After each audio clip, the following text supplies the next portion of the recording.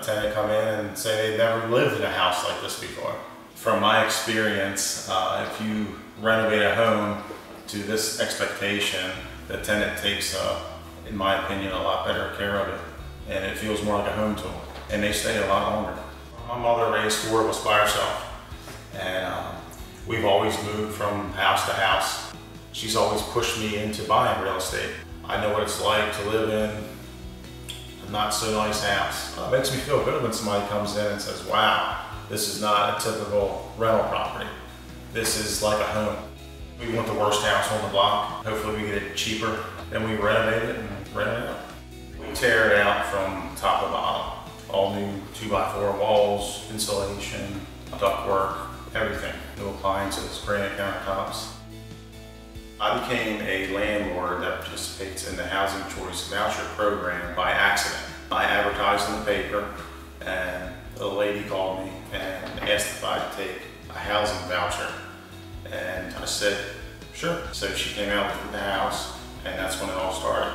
You fill the paperwork out, turn it in, you wait for an inspector to come out, inspect the house, which I think is a really good thing. That'll tell you if the tenant's abusing the home, unusual wear and tear, and plus you know what's going on with your house. The Housing Choice Voucher program, the check's there one time every month.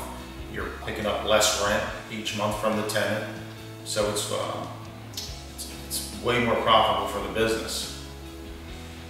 Most tenants have to work, they have to pay a portion of the rent, and they have to maintain the property. The house gets inspected every year. I find most of the voucher tenants obey the rules better than a regular tenant.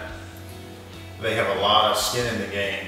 They have a lot to lose if they have the police at their house continuous, any criminal activity.